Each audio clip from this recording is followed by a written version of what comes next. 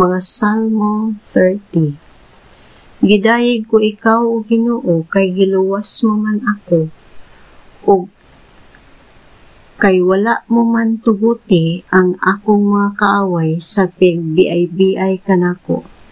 Nagpakitabang ako kanimo o Ginoo, nga akong Dios ug imo akong giayo.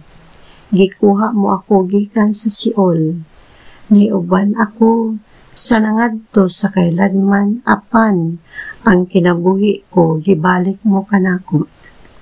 Awitig mga pagdayeg ang Ginoo, kamo nga iyang balaang katawhan, ug pasalamati siya sa iyang nahimo. Dali rang mapuypoy ang iyang kasuko, o ang iyang kaayo mulungtad hangtod sa kahangturan. Mahimong may paghilak sa gabii, apan sa pagkabuntag mo banus ang kalipay. Sa dihang nagmauswagon ako, dako ang akong pagsalig, nga dili gayud ako maunsa. Tungod sa imong kaayo o Ginoo, gilig-on mo ako, sama sa usa ka malig-on nga bukid. Apan sa dihang mibiya ka kanako, nalisang ako.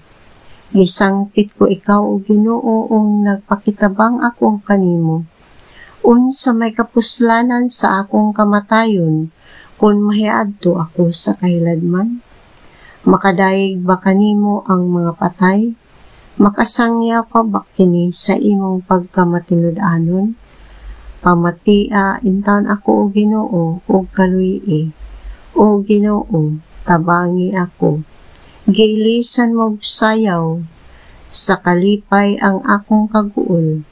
O giilisan mo ang akong bisti sa pagbangutan, sa mga bisti sa pagmaya. Busa dili ako magpakahilom, awitan ko ikaw mga pagdayeg, o Ginoo nga akong Dios, pasalamatan mo ko ikaw hangtod sa kahangturan.